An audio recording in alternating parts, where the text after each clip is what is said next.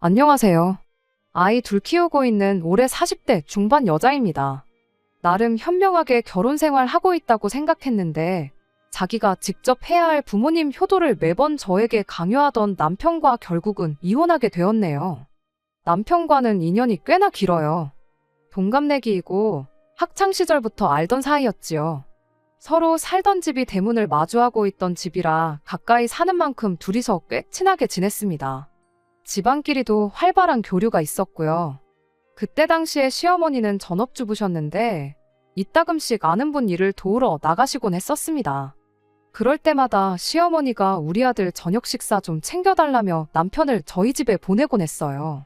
한 달에 열흘은 남편이 저희 집에서 저녁 식사도 같이 하고 그랬습니다. 남편 성격이 그때부터 꽤나 싹싹했던 편이라 맨입으로 밥만 얻어먹을 수는 없다며 저희 집 집안일도 돕고 그랬었습니다. 그때는 저랑은 그냥 친구 사이였지 그 이상도 그 이하도 아니었어요. 같은 학교를 다녔다 보니 학교에 같이 가고는 했는데 그때마다 다른 친구들이 둘이 사귀냐고 그런 농담 정도만 주고받던 사이였지요. 아무튼 제가 서울에 있는 대학교에 들어가게 되면서 저희 집이 아예 제가 다니던 학교 근처로 이사를 하게 되었습니다. 그리고 그 이후부터는 연락도 없이 지내게 되었어요. 그렇게 남편이라는 존재가 제 기억에서 희미해져 갈 때쯤 정말 우연한 기회로 남편을 다시 만나게 되었습니다. 과거 기억과는 사뭇 달라진 서로의 모습에 오랜만에 재회한 친구 사이가 결국엔 연인 사이로 발전하게 되었고요. 그렇게 2년 정도 만났나 저희 집에서 남편과 제가 연애를 하고 있다는 사실을 알게 되고부터는 저희 친정어머니가 은근히 제가 남편과 결혼하기를 원하셨어요. 어릴 적 기억에 싹싹하고 부침성 좋은 남편의 모습을 기억하고 계셨던 거죠. 양쪽 집안의 교류가 자주 있던 편이다 보니 시어머니도 저를 기억하고 계셨어요. 어렸을 때 가까이 살던 것부터 이렇게 재회하게 된 게 하늘이 점지해준 인연이라며 결혼을 환영하셨죠. 그때까지만 해도 시어머니의 아들을 향한 집착이 이 정도까지 심할 줄은 몰랐습니다. 그리고 그런 시어머니에 대한 남편의 마음 또한 어마무시하게 애틋하다는 것도요. 연애 초반에 저희가 이사를 나가고 몇 년 지나지 않아서 아버님이 돌아가셨다는 이야기를 들었어요. 일터에서 불의의 사고를 당하셨다고 합니다. 그래도 보상금이며 보험 같은 게 있어서 그동안 사는데 큰 고생은 안 하셨다고 해요.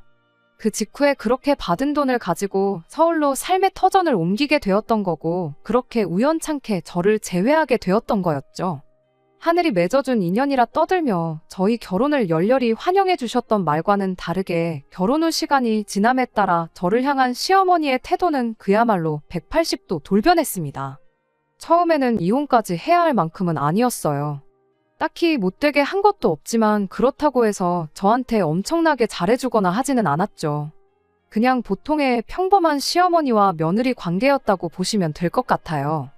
아무리 오래전부터 알았고 집안끼리도 왕래가 있었다고 한들 그게 꼭 저와 시어머니가 고부관계가 아니라 모녀관계 같을 필요는 없는 거잖아요. 시어머니가 어떤 며느리상을 원했는지는 모르지만 저는 딱 남들 하는 만큼만 했어요. 제 스스로 시어머니한테 엄청 잘했다고 자부하지는 못하지만 남들 하는 만큼 이상은 했다고 생각합니다. 굳이 명절이나 생신, 어버이날 같은 날만 아니라 한 달에 2번 이상은 꼭 시댁에 인사드리러 들렀어요. 꼭 주말이 아니더라도 퇴근길에 남편과 함께 시댁에 다녀오고 그랬죠. 아무래도 아들 장가 보내고 혼자 지내게 되셨으니 혼자 지내는 게 외롭진 않을까 싶어서 친정보다 더 많이 신경을 썼습니다. 이만큼 신경을 써주는 걸 고마워하라고 남편에게 생색 한 번 낸 적 없었어요. 지금 와서 생각해보면 치사해 보일지라도 생색은 좀 낼 걸 그랬나 봐요.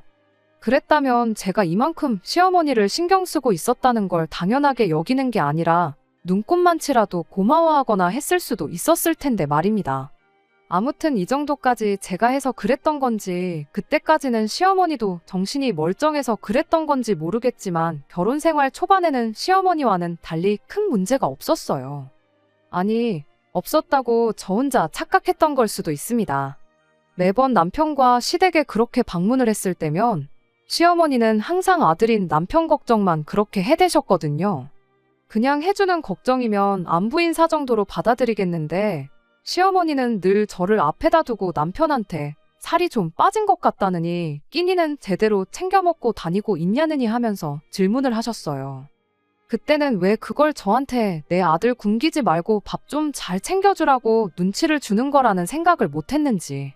뭐 그때 알았다고 한들 시어머니가 남편 밥 잘 좀 챙겨주라고 했다 해서 이혼까지 하지는 않았을 테지만요.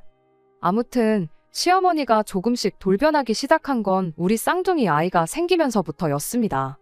저희가 그때 당시에는 차가 없었거든요. 저희 집에서 시댁까지 대중교통으로는 40분 정도 거리였는데 부른 배 이끌고 지하철 타고 가기에는 무리가 있었어요. 그 덕에 매달 두어 번은 꼭 다녀오던 시댁에 다니는 횟수가 점점 줄어들게 되었습니다. 그때까지만 해도 별다른 큰 문제는 없었어요. 그런데 아이들이 태어나고 나서는 문제가 커지기 시작했습니다. 출산 후에 일단 어떻게 될지 모르니 육아휴직을 신청했었어요. 지금도 육아휴직 쓰는 게 엄청 눈치 보인다고들 하는데 그때 당시에는 더더욱 눈치가 보였습니다. 제가 다니던 회사가 규모도 그렇게 큰 회사가 아니었다 보니 더더욱이 그랬어요. 하지만 운이 좋게도 회사 사장님이 그런 데에 있어서는 참 오픈마인드셨어요. 그렇게 1년의 시간을 벌 수 있었습니다. 정말 다행이라 생각했지요. 그렇게 출산 후 조리원을 다녀와서 본격적인 육아를 시작하게 되었습니다. 제가 뭐 엄마 경력이 있던 것도 아니고 아이를 몇 명이고 낳아본 적이 있던 것도 아니었고 아이를 키워본 적이 있던 것도 아닌데다가 마침 또 저희 아이들이 쌍둥이였던지라 처음에는 정말 어떻게 해야 할지 막막했어요. 그때 친정어머니께서 직접 저희 집까지 찾아오시면서 육아를 도와주셨습니다. 거의 매일같이 찾아오셔서 종일 저를 도와주시고 남편 퇴근할 때 맞춰서 집으로 돌아가시고 하셨어요. 약속이 있으신 날이면 볼일 다 보시고 나서 저희 집에 찾아와서 도와주셨고요. 늘 남편 집에 올 시간 맞춰서 돌아가셨는데 볼일 때문에 조금 늦게 도착한 그런 날이면 남편 퇴근하고도 한 30분에서 1시간 정도 더 계시다 가셨습니다. 뭐라도 하다 더 도와주고 싶으신 그런 마음 때문에 그러셨던 거예요. 저 대신 아이를 봐주시기도 하셨고 아니면 저 대신 다른 집안일을 도와주시거나 하는 식이셨습니다. 그런데 언젠가부터 어머니가 그렇게 저희 집에 와 계시는 걸 가지고 남편이 조금 불편하다는 내색을 하기 시작했어요. 힘들게 일하고 퇴근해서 집에 왔는데 장모님 계시면 쉬는 게 눈치가 보인다고요. 어릴 적에는 저희 집에 저녁 식사 얻어먹으러 와서 집안일도 도와드리고 그렇게 싹싹하게 굴어놓고는 지금도 신세 지는 건 매한가지인데 왜 저러나 싶었죠. 10년이나 더 지난 이야기였으니 성격이 충분히 바뀔 수 있는 법이라고 이해하려 했지만 아쉬운 건 어쩔 수 없었어요. 친정어머니가 뭐 엄청난 거 바라고 오시는 것도 아니었고 막말로 제가 남이 자식들 어디서 데려와 키우는 것도 아니고 우리 자식 키우는 건데 말이죠. 괜히 친정어머니가 눈치 보실까봐 남편이 그런 말 꺼냈다는 건 일부러 전하지 않았어요. 그렇다고 해서 당장 남편이 퇴근해서 아이 키우는 걸 도와주는 것도 아니었고 집안일을 도와주는 것도 아니었거든요. 그렇게 한 몇 달 정도 지난 어느 날이었습니다. 여전히 친정어머니가 볼 일이 있으셨던 날에는 남편 퇴근 시간과 맞물려서 저희 집에 잠깐 계시다 가셨죠. 그런데 하루는 남편이 그러더라고요. 그렇게 장모님만 챙기지 말고 우리 어머니도 좀 신경 써달라고요. 당연하겠지만 정말이지 어이가 없었습니다.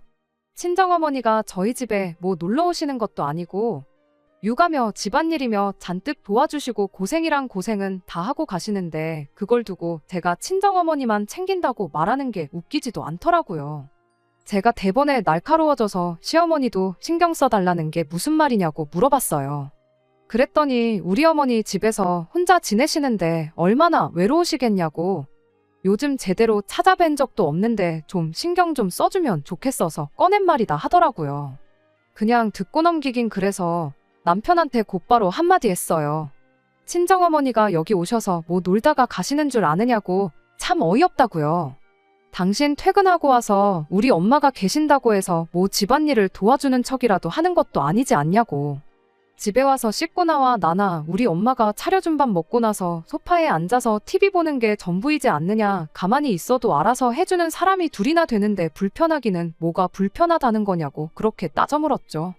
안 그래도 친정어머니가 땡전 한 푼 안 받고 안 하셔도 되는 고생을 사서 하시는 모습 보면 자식된 마음으로 죄송스러운 마음뿐이었는데 잘 됐다고 이참에 시어머니한테 혼자 계시는 게 외롭고 쓸쓸하면 우리 집으로 오시라고 하라 했어요. 와서 친정어머니가 하시듯이 집안일도 도와주고 아이 돌보는 것도 도와주시고 그러면 되는 거 아니겠냐고, 그러면 공평한 거 아니냐고요. 그랬더니 남편이 뭐가 그렇게 고가운지 아무 말도 안 하고 어금니만 꽉 깨물고 가만히 있더라고요. 그래서 한마디 더 했습니다. 그리고 그렇게 어머니 걱정돼서 챙기고 싶으면 당신이 시댁 가서 직접 챙기면 되지 왜 나한테 그러냐고 했어요.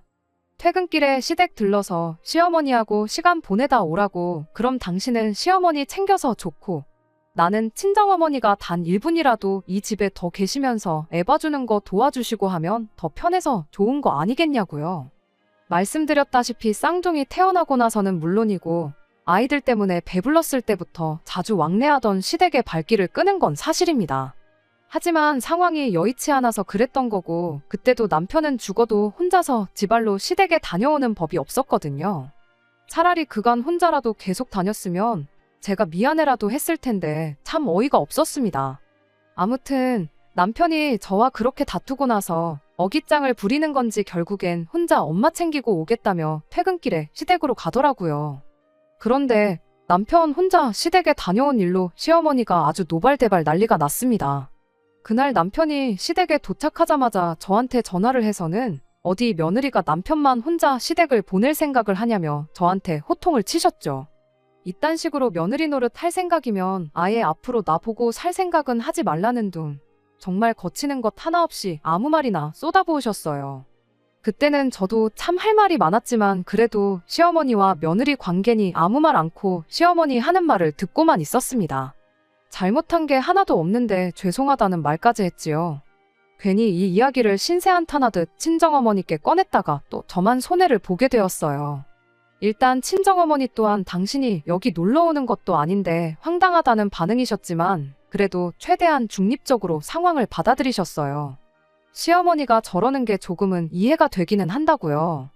아예 시댁과 연 끊고 지내던 것도 아니었고 자주 왕래도 있지 않았느냐, 충분히 서운해 하실 수 있다고요. 그리고 아들 장가 보내서 사이좋게 잘 지내는 줄 알았는데 부부싸움하고 혼자 시댁에 가는 모습 보면 마치 제가 남편을 집에서 쫓아낸 것처럼 오해하실 수도 있는 노릇이라고요. 그리고 남편이 퇴근하고 나서 당신이 집에 계시는 걸 불편해할 줄은 몰랐다고, 그 부분은 미처 신경 쓰지 못하셨다며 앞으로는 조금 신경을 쓰셔야겠다 하셨죠. 그렇게 그 뒤로 친정어머니는 집에 자주 안 오시게 되었어요. 꼭 제가 도움이 필요한 날에 미리 전화를 주지 않는 한 먼저 찾아오시는 일이 없었죠. 그리고 시댁에 방문하는 날에 제가 미리 연락을 드리면 주말이 되었든 평일이 되었든 시간 맞춰 오셔서 저 대신 아이들을 봐주시고는 했어요. 결과적으론 저만 힘들어졌죠. 친정어머니가 안 오신다고 남편이 육아를 도와주거나 한 건 아니었으니까요. 일단은 제가 전업주부고 남편 외벌이로 생활을 하던 상황이었는데 남편이 혼자서 돈을 벌어오는 만큼 육아를 안 도와주는 걸 가지고 서운하기는 했을지언정 문제를 삼거나 할 생각은 없었습니다. 그리고 친정어머니가 더 모소시게 된 것 또한 언제까지 엄마가 자기 자식들 키우는 걸 쌍둥이라는 핑계로 계속 친정어머니를 집으로 불러내 고생시킬 수도 없는 노릇이기도 했고, 그간 친정어머니 도움받으면서 육아와 집안일을 병행하는 게 손에 익기도 했다 보니 시간이 지남에 따라 그건 익숙해져 갔어요. 그렇게 출산 전에 하던 것처럼 시댁에는 달에 2-3번씩 방문하게 되었는데 시어머니는 좀처럼 토라진 그 마음을 풀지를 않았습니다. 시댁 갔을 때 시어머니 입에서 좋은 이야기를 들어본 게 손에 꼽을 정도였어요. 쌍둥이 출산하고 나서 제가 살이 많이 붓기는 했습니다. 그런데 그건 남편도 마찬가지였어요. 제가 원래 조금 마른 체형이었고 남편은 덩치가 좋은 편이어서 남편은 그대로인데 저 혼자만 살이 붙은 것처럼 보였을 수도 있다고는 생각합니다만 시어머니는 그런 저를 보고 매번 꼬투리를 잡아댔습니다. 좋은 거 혼자만 먹고 다니지 말고 네 남편도 좀 나눠주라면서 그렇게 시비를 거셨어요.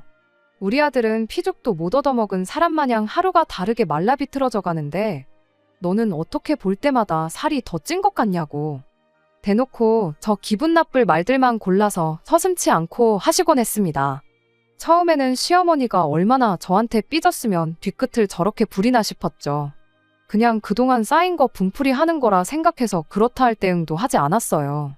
시간이 지나면 저러는 것도 줄어들겠지 싶었는데 애석하게도 1년이고 2년이고 시간이 지난다고 해서 심해지면 심해졌지 나아지는 거 하나는 없더군요. 뭐가 됐든 간에 사소한 거 꼬투리 잡아서 저한테 싫은 소리 하는 게 일쑤였고 심지어는 우리 아들 장가 잘못 보내서 고생만 시키고 있구나 이런 말까지 했던 적도 있습니다. 그런데 그간 싫은 소리를 하도 많이 들어서 그랬나 제 귀에도 딱지가 앉은 것 같더라고요. 시어머니가 그 어떤 소리를 해도 저한테는 더 이상 그게 상처가 되지가 않았던 거예요.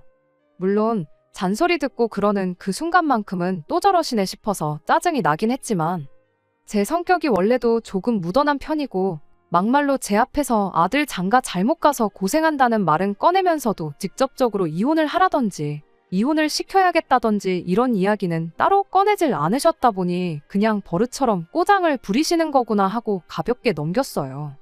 원래도 홀어머니가 조금 그런다잖아요. 특히나 자식 결혼시키고 나이 먹고 나면 더 심해진다고요. 고독이 사람을 더 날카롭게 만드는 거라 생각했고 말만 기분 나쁘게 할 뿐이지 직접적으로 저한테 해를 끼치는 건 없었다 보니 그냥 그러려니 하고 넘겼습니다. 그리고 사실 그때 당시에는 애들 때문에라도 이혼 생각은 아예 하지도 않았었어요. 육아휴직 끝날 때쯤 되어서 친정어머니께서 아이를 당신이 봐줄 테니 저보고 복직을 하라고 하셨지만 막상 친정어머니가 아이를 봐주시게 된다고 해서 저희 집안 형편에 어머니한테 돈 얼마 드릴 만큼 여유로운 상황도 아니었고 게다가 한 명도 아니고 두 명인데 그런 고생과 부담을 지어드리는 거야말로 못할 짓이라 생각해서 복직을 포기하고 전업주부의 삶을 살면서 아이들을 키우기로 정했던 거예요. 그렇다 보니까 솔직히 시어머니가 기분 나쁜 소리 몇 마디 한다고 해서 이혼까지 할 엄두가 안 났다고 해야 할까요? 어차피 시어머니 저러던 게 하루 이틀일도 아니고 저도 그만큼 저런 게 익숙해졌다 보니 어느샌가 한 귀로 듣고 한 귀로 흘릴 만큼 나름대로의 노하우가 생겼기도 하고요. 아무튼 그렇게 재작년까지 혼자 힘으로 아이들 키우다가 언제부턴가 내가 계속 전업주부로 지내야 할 이유가 있나 하는 생각을 갖게 되었어요. 애들도 클 만큼 커서 학교 끝나면 바로 학원을 나가고 그랬다 보니 제가 집에서 밥하고 빨래하고 그러는 것보다야 저금도 모자란데 애들 대학 들어갈 때 대비해서 학비라도 좀 벌어놓는 게 좋겠다 싶어 그때부터 일을 다시 시작했어요.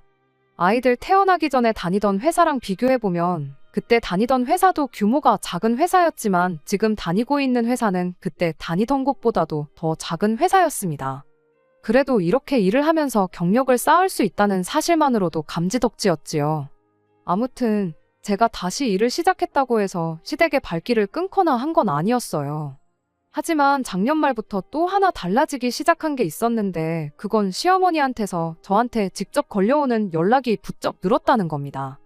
그전까지는 저랑은 따로 전화 한 통 한 적이 없었거든요. 안부 전화 해봐야 잔소리밖에 안 하시니 그건 남편한테 직접 하라고 시켜놓은 상태였다 보니 직접적으로 시어머니와 전화 연락을 했던 적은 정말 지난 10몇 년간 손에 꼽을 정도였어요. 그러다 작년 말부터 시어머니한테서 먼저 전화가 걸려오는 일이 늘어나기 시작한 겁니다. 매번 전화해서 저한테 하는 말이 여기가 아프다, 저기가 아프다 그런 이야기 뿐이었어요. 말씀드렸다시피 시댁이 저희 집에서 대중교통으로 40분 거리거든요. 맘먹으면 못 찾아갈 거리는 아니었지만 그렇다고 해서 여기 아프다 저기 아프다 할 때마다 시댁 찾아가서 병원 모셔다 드리고 할 형편은 못 되었지요. 더더욱이 저는 그때 이미 일을 시작한 시기였다 보니 시어머니 병원 모시고 가겠다고 회사에 아쉬운 소리도 하고 싶지 않았고요.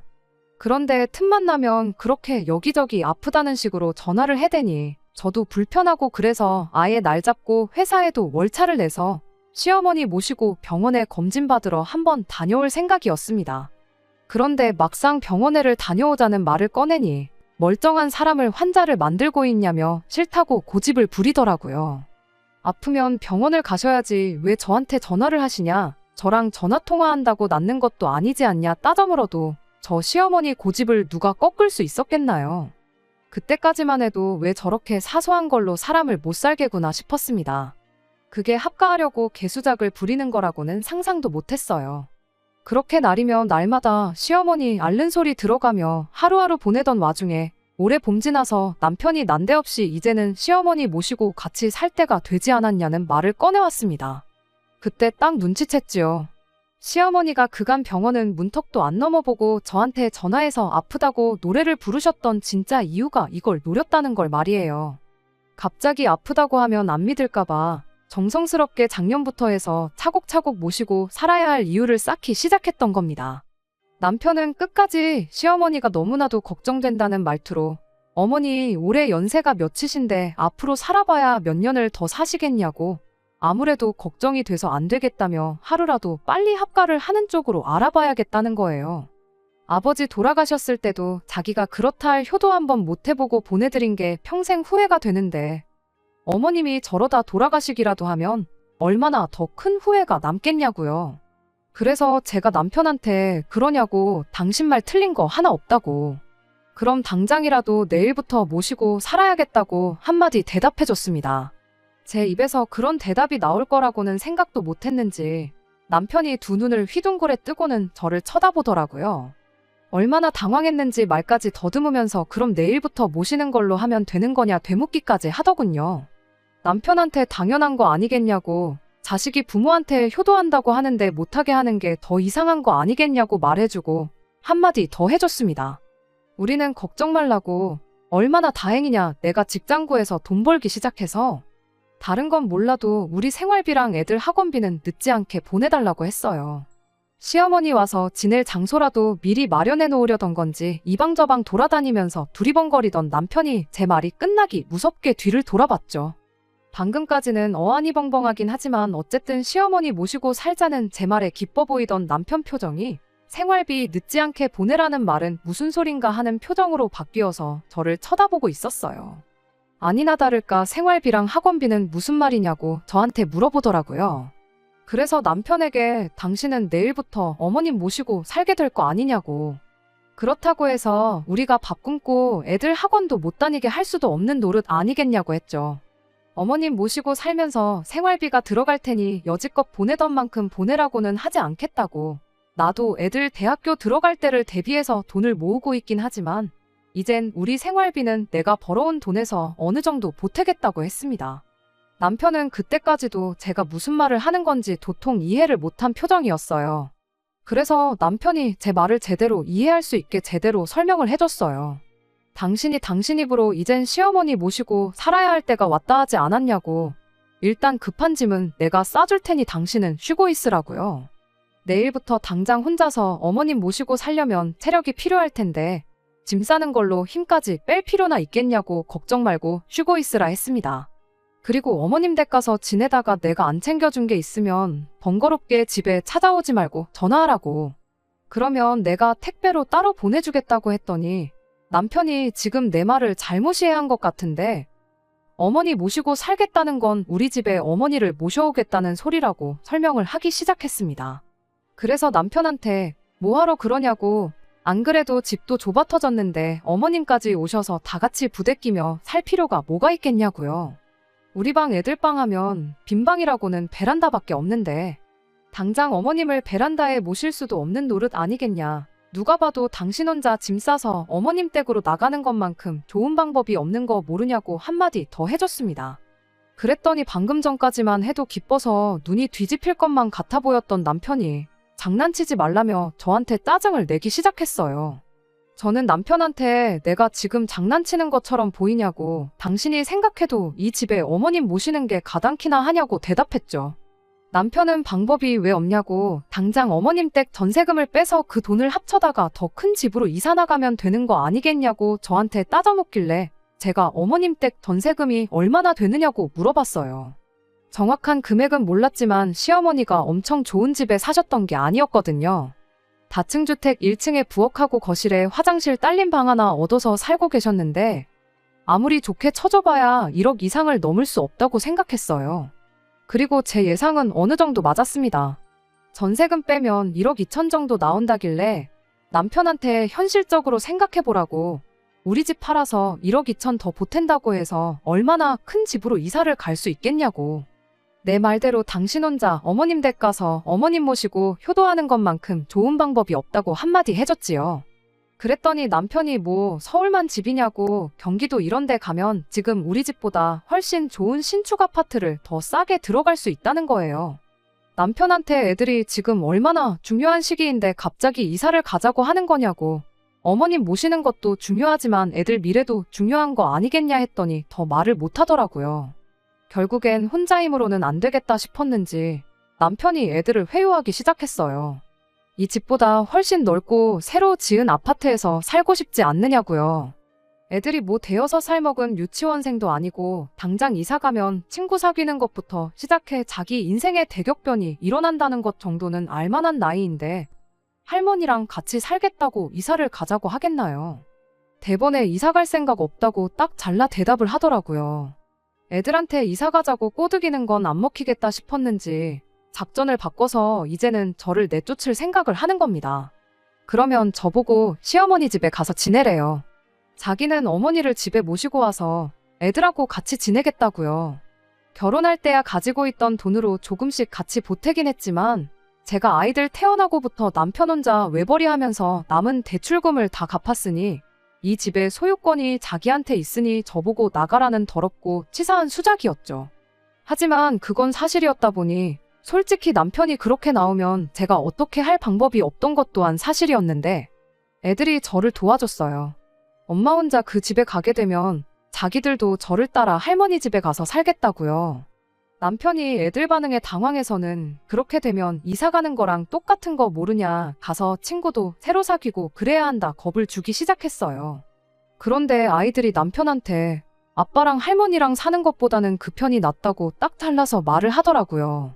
그거 보니 얼마나 속이 후련하고 애들이 대견스럽던지. 애들이 저러는 것도 이해가 가요.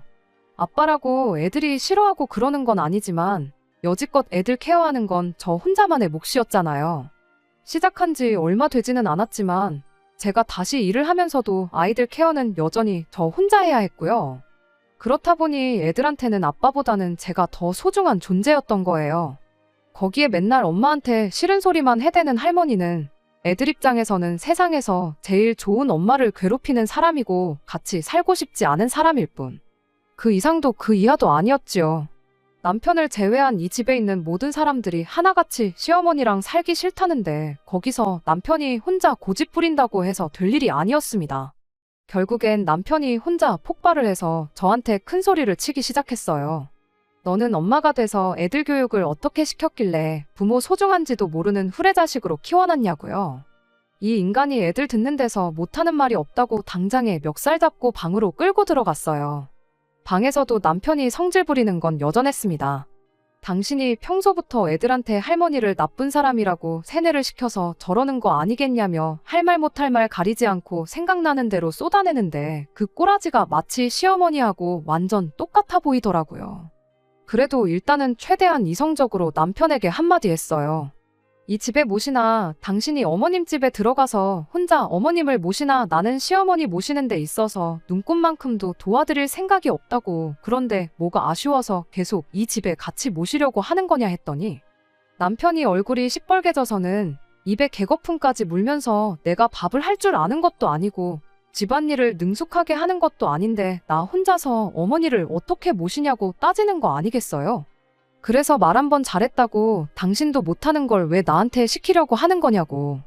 당신이 못하는 걸 내가 대신 해주는 건 효도가 아니라 대리효도라고 딱 알려줬어요. 나는 모셔도 내 부모님 모실 거지 시어머니 밥 해주고 빨래 해주고 하면서 같이 살 생각은 추워도 없다고요. 뭐라고 효도는 셀프인 거 모르냐고 그 말 명심하고 당신이 직접 할 거 아니면 모시자는 말도 꺼내지 말라고 했습니다. 그랬더니 남편이 나름 초강수를 내더라고요. 아니, 남편 입장에서야 초강수였지 제가 볼 때는 자충수에 불과했지만 말이지요. 난데없이 남편이 애들 아빠 없이 키우고 싶냐고 겁을 주더군요. 이혼하겠다는 소리였죠. 시어머니 우습게 보는 마누라, 애한테 할머니 나쁜 사람이라고 세뇌시킨 마누라는 필요 없다고. 보아하니 애들도 당신 따라갈 것 같은데 당신 소원대로 어머니는 나 혼자 모실 테니 한번 서로 죽고 못 사는 식구들끼리 똘똘 뭉쳐 잘 살아보라는 거예요. 저는 남편한테 고민할 것도 없이 그러자고 대답했습니다. 사실 뭐 남편이 진짜로 제 말 듣고 군소리 없이 혼자 시어머니를 모시러 갔다고 치면 남편 없이 애들하고만 살게 되는 건데 다를 게 없는 거잖아요. 시어머니 안 모셔주면 이혼하겠다는데 제가 굳이 이 결혼을 억지로 유지하겠다고 어머님 모셔줄 테니 이혼만큼은 하지 말아달라고 납작 엎드릴 필요도 없는 거라 생각했죠. 아이들 태어나고부터 여태까지 시어머니가 저를 두고 막말을 쏟아부을 때 그러지 마시라고 한마디 하기는커녕 중간 역할 하면서 시어머니와 저 사이의 관계를 조금이나마 좋게 만들려고 노력한 적 없는 사람인데 그때 당시야 제가 직장까지 그만두면서 육아를 했고 아이들 생각하면 이혼할 엄두가 나지 않았을 뿐인데 이젠 저도 벌이가 있고 아이들도 클 만큼 컸잖아요. 제가 불리할 게 하나 없는데 남편은 무슨 믿는 구석이 있어서 저렇게 고자세로 나가나 싶었습니다. 남편한테 이혼 서류는 내가 준비할 테니 일단 당신은 시댁에 가 있으라 했어요. 이러는 거 애들한테 보여주는 게 좋을 거 하나 없지 않냐고 했더니 그래도 애 아빠라고 그 말은 듣고 시댁으로 가더라고요. 혹시 모르죠. 제가 당장 이혼하자고 했지만 한번 떨어져 살아보면 정신 차려서 시어머니 모시겠다고 들 거라고 생각했던 것일 수도 있고요. 아무튼 남편은 그렇게 혼자 시댁으로 향했고 저는 그 길로 이혼을 준비했어요. 남편은 자기가 유리한 위치라고 생각했던 것 같은데 변호사님 몇 분을 만나봤는데도 다들 하나같이 남편이 절대적으로 불리한 상황이라는 이야기를 해주셨지요. 그렇게 이혼 서류 준비해서 남편 앞에 들이밀었더니 남편이 이건 예상 못했다는 표정으로 잔뜩 당황을 했어요. 기어이 애들을 아빠 없이 키울 생각이냐고 또 아이들을 방패로 삼길래 시어머니 모시고 살면서 매일같이 엄마 당하는 꼴 보여주고 당신하고 박 터지게 싸우는 꼴 보여주는 것보다는 이 편이 더 나은 것 같다고 도장 하나 찍으면 되는 건데 뭐 이렇게 말이 기냐고 쓸데없는 소리 그만하고 얼른 사인이나 하라고 했어요. 남편은 자기가 처한 입장을 아직도 이해 못했던 건지 끝까지 센 척을 하더라고요. 네가 이 집에 한 게 뭐가 있냐고 재산 분할을 받아갈 생각을 하냐. 누굴 혹으로 알고 있냐며 사인을 거부했습니다. 저는 다 변호사님들한테 상담받고 해서 정한 재산 분할 비율이었거든요. 변호사님이 5대5로 받아도 아쉬울 게 없는 상황이라 했는데 저는 향후 남편이 보내야 할 양육비까지 계산해서 일부러 욕심내지 않고 아이들과 살 곳 정도만 마련할 수 있게 25% 정도만 잡았었거든요. 그런데 남편이 땡전 한 푼 줄 수 없다고 나오니 결국 소송전으로 갈 수밖에 없었습니다. 그렇게 저희는 이혼을 하게 되었어요. 법원에서 정해준 재산분할 비율은 6:4로 제가 4남편이 6이었습니다. 변호사님 말대로 5는 아니었지만 남편이 고집 부린 덕에 당초 생각했던 것보다 훨씬 더 많은 돈을 분할받게 되었어요. 아직 대학교 가려면 몇 년이나 더 남은 아이들 키우는데 매달 보내야 하는 양육비는 물론이고요. 제가 조금 욕심부리면 얼마 위자료까지 청구할 수 있었는데 이혼하면서 받은 정신적 스트레스를 견디기가 힘들어서 위자료까지 뜯어내는 건 포기했습니다. 하지만 예상보다 재산 분할을 더 받을 수 있었던 덕분에 저희가 이사할 필요까지는 없었습니다. 제가 직장이 있으니 대출을 받을 수 있어서 남편한테 줘야 할 돈은 대출받아 줘버리고 집을 제가 갖는 걸로 했어요. 남편도 시어머니랑 단 둘이 살기엔 집이 너무 넓다 생각했는지 생각보다 쉽게 이 제안을 받아들였고요. 그렇게 치열한 개싸움 끝에 남편과는 이혼하게 되었습니다. 진작 이렇게 되었어야 했는데 뭘 그렇게 질질 끌었나 싶기도 하고 한편으로는 싱숭생숭하기도 하고 정말 이 기분을 어떻게 표현해야 할지 모르겠네요. 괜찮다고 생각했는데 막상 남편 말대로 한참 예민할 때인데 아빠 없이 자라게 만든 게 애들한테는 너무 미안하기도 하고요. 그래도 이왕 이렇게 된 거 한번 열심히 살아보려고 합니다. 안녕하세요. 이혼까지 다 했는데 이렇게 3개월도 안 돼서 후기를 보내게 될 줄은 몰랐습니다. 얼마 전 남편을 만났는데 그 이야기 해드리려고 이렇게 다시 찾아왔어요. 주말에 애들하고 저녁 먹고 쉬고 있는데 벼랑간 현관문 비밀번호 누르는 소리가 나더라고요. 몇 번을 틀리는데도 계속 누르길래 잔뜩 겁먹고 있었는데 인터폰 켜보니까 남편이었어요. 갈라서자마자 비밀번호부터 바꿔버렸는데 지난 비밀번호 눌러대니 문이 안 열릴 수밖에요. 아무튼 남편한테 연락도 없이 무슨 일로 왔냐고 애들 보고 싶어서 온 거면 다음부터는 정해진 날짜에 오라고 한마디 했더니 다짜고짜 제 앞에 무릎을 꿇더니 자기가 정말 전부 다 미안하다며 저한테 살려달라고 사과를 하기 시작했어요. 갑자기 눈물 콧물 짜며 살려달라는데 자초지종이 뭔지나 물어봤죠. 이혼 과정에서 어떻게 저한테 재산 분할 하나도 안 해주고 위자료까지 뜯어보겠다고 편먹고 열심히 던 두 모자가 이혼하고 나서 오히려 예상했던 것보다 더 많은 재산 분할을 해주게 되니 그걸 이유로 둘이 사이가 틀어졌나 보더라고요. 시어머니 입장에서는 아들 집에 합가해서 며느리 효도 받으며 살 계획이었는데 난데없이 개털이 된 아들이 당신 집에 들어와서 다시 살게 되고 그것도 모자라 밥까지 해서 먹여야 되고 옷까지 빨아다가 다려 입혀서 출근까지 시켜야 하니 답이 안 나왔던 겁니다. 그래서 시어머니가 남편한테 이대로 가다간 너 때문에 내 명예 못 살겠다고 남편 보고 나가 살라 말하고 집에서 쫓아내버렸다네요. 재산 분할에 간 돈이 있어서 당장 혼자 지낼 곳 구하는 건 문제가 없었는데 남편 월급이 엄청 많은 것도 아닌데 애들 양육비에 시어머니 용돈까지 드리는 건 한계가 있었나 봐요. 그뿐이겠나요. 당장 자기가 밥을 할 줄 아는 것도 아니니 자기 생활비에 먹는 것까지 전부 사 먹어야 했으니 남편 월급으로는 택도 없었던 거죠. 돈을 모으기는커녕 그나마 얼마 남은 돈 파먹으면서 살게 생겼는데 이러다간 5년 내로 쥐뿔도 없는 알그지가 된다고 자기 좀 살려달라고 찾아온 거예요. 받아만 준다면 시어머니하고는 영원히 연 끊고 가족들을 위해 살겠다고 하더라고요. 그렇게 제 앞에 싹싹 비는 남편한테 나한테 빌 게 아니고 집에 가서 어머니한테 밥 정도는 혼자 챙겨 먹겠다고 싹싹 빌고 어머님 댁으로 들어가라고 한마디 해줬어요. 무슨 일이 있어도 당신을 내 남편으로 우리 아이들 아빠로 받아줄 생각 없으니 두 번 다시 찾아오지 말라고 한마디 하고요. 그렇게 강하게 한마디 했더니 남편은 그 다음 날도 그 다다음 날도 찾아오지 않더라고요. 무슨 일이 있어도 제 마음이 돌아서지 않을 거라는 걸 깨달았는가 봐요. 그 꼴을 보니 그래도 한동안 맘고생했지만 이혼하기를 참 잘했구나 하는 생각이 들었네요. 우스갯말로 남자들 내비게이션하고 마누라 딱 두 여자 말만 들으면 틀린 결정을 내릴 일이 없다고 하잖아요. 적어도 제가 좋은 말로 설명했을 때 어머님 모시고 사는 거 포기하고 가족들한테 충실했다면 저렇게 밥 걱정하면서 지낼 일은 없었을 텐데 싶었어요. 시어머니한테 시달리며 살 때도 제 팔자 제가 꼬았다고 생각했는데 남편도 이렇게 이혼을 결정해서 자기 신세 자기가 망쳤으니 똑같은 거라 생각하려고요. 이혼한 것쯤은 벌써 후를 다 털어냈으니 앞으로는 아이들하고 행복하게 지낼 생각만 하면서 살면 될 것 같습니다. 끝까지 들어주셔서 감사합니다.